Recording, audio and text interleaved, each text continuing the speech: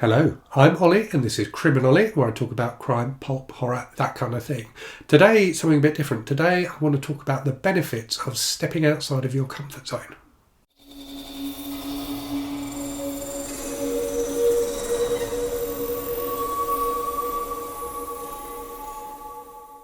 So this is something I've been thinking about recently through a kind of random series of events where I've ended up reading a number of books in the last kind of week or so, which were kind of outside of my comfort zone in a strange way and in a way that hadn't occurred to me before. So if you'd asked me prior to this, what's your comfort zone for reading? I would have said, well, I prefer crime and horror books. That's my preference. But I don't necessarily have a comfort zone. I will read, any kind of book, really, any kind of fiction. I enjoy kind of adventure books. I enjoy sci-fi. I've started reading romance recently. I enjoy horror. I enjoy, literary fiction to an extent.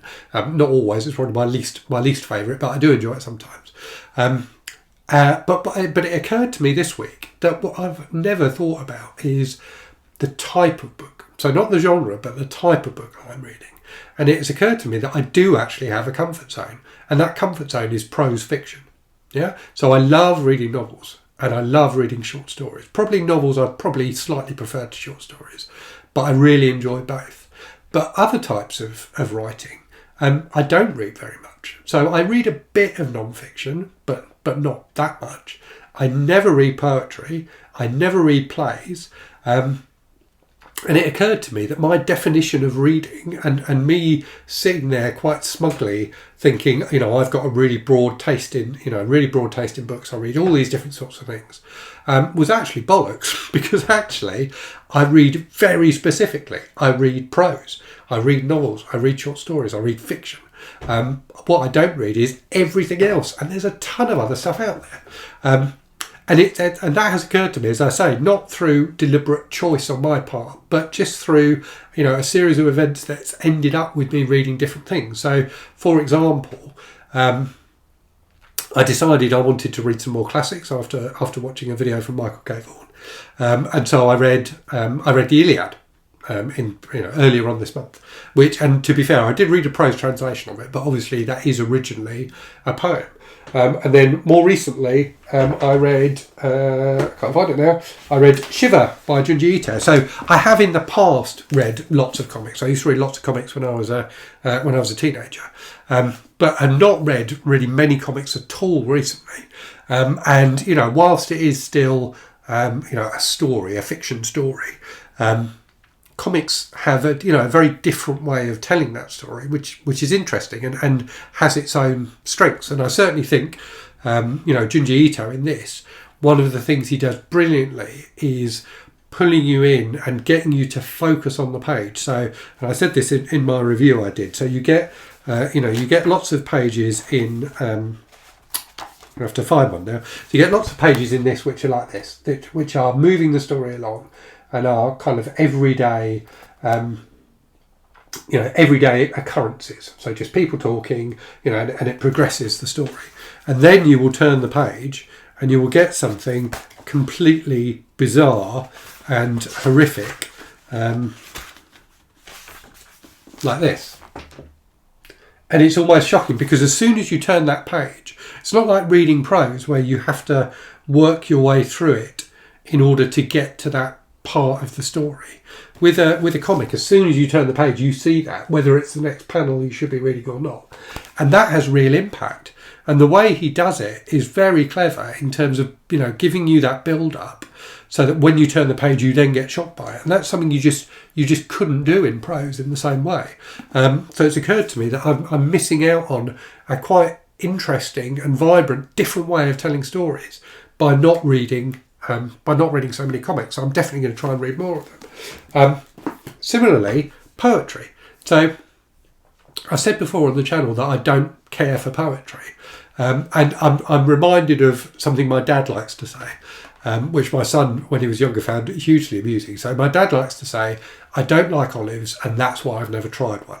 And I think my view of poetry, and plays to be fair as well, was probably similar to that. I have read a tiny bit of poetry in the past, but not much. And it was something I almost turn my nose up at is the wrong way to put it, but something I didn't think I would enjoy, and so didn't read.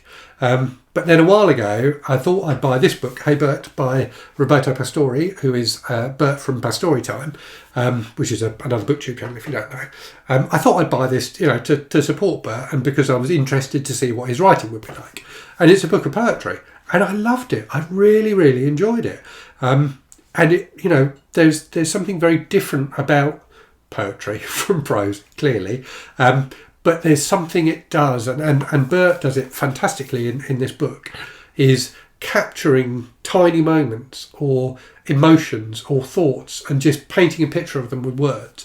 That sounds like a very corny way of describing poetry, doesn't it? But that's what it is, and there's kind of repetition and things like that which you wouldn't necessarily get in prose, which works really well and just really enforces the picture that the poet is building in your mind. So I've really, really enjoyed reading poetry recently, and similarly prose, but not fiction. So I read this week, Fever Pitch by Nick Hornby, which is a memoir, so the memoir of a football fan, and it's very different from a novel. So clearly it's kind of novel sized. It's 300 pages or something like that, 250 pages. But it is literally just Nick Hornby describing his experience of being a fan of the football club Arsenal over a few decades. And it's very episodic, and it doesn't have a central narrative. It's basically just him talking about different football matches that he's attended, but also different aspects of his fandom, and of Arsenal's changing fortunes as a football club. And I did struggle with this one more than a Junji Ito or more than the poetry, in that lack of a central strand to the book. It's there in terms of what the book is about, but there wasn't that narrative drive pulling me through the book. And I struggled with it a little bit because of that. But it was still a really interesting experience, and it was very interesting to read non-fiction, but particularly a memoir that was a very personal book about his own obsessions, and it made me reflect on my obsessions, books, for example, being one of them, but also watches, and how those hobbies, make me feel, and how I know that I don't always act rationally in those hobbies, which is why I have huge piles of books around the house. Again, a different type of book, but really interesting, and definitely outside of my comfort zone. And then similarly, something completely different from what I normally read is The Pillowman by Martin McDonagh, and I still don't know if I'm saying his name right. But yeah, this is a play, and I don't think I've read a play. I don't think I've ever read a play for pleasure. I read plays when I was at school and studying English, but I don't think I've ever read a play for pleasure. Apparently this is, even if you are reading it rather than watching it, it's very engaging and disturbing. So I'm looking forward to reading this. And I never would have thought before this week, I don't think, that I would look forward to reading a play. But my reflection over some of the things I've read in the last couple of weeks is that I've ended up deluding myself into thinking that I was reading widely, when actually I wasn't reading widely at all. And so it's been a really interesting experience to read some different things. And I'm certainly not saying that, going forward, I'm going to be reading as many plays or poems or non-fiction books as I do novels and short stories, because I definitely won't be. Novels and short stories are definitely where my heart is. They're definitely the kind of books I enjoy the most. But I think I will be reading more books that are novels and short stories going forward. And reading them, particularly reading, I think, the poetry and the Junji Ito book, has made me reflect a bit on the way that language and words and storytelling is used in the books that I do read. And it's made me, in some ways it's made me appreciate the strengths of prose fiction as a form. But also it's highlighted, some of the things that other ways of writing can do better.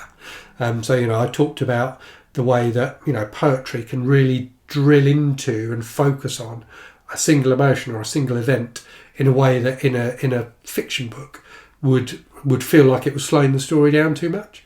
And So yeah, I've really enjoyed my reading over the last couple of weeks because of that variety, which I hadn't even realised my reading diet was lacking until this fortnight.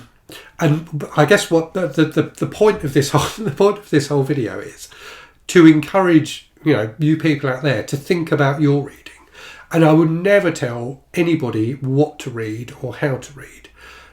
But what I would encourage people to do is think about what you are reading and think about what you're not reading.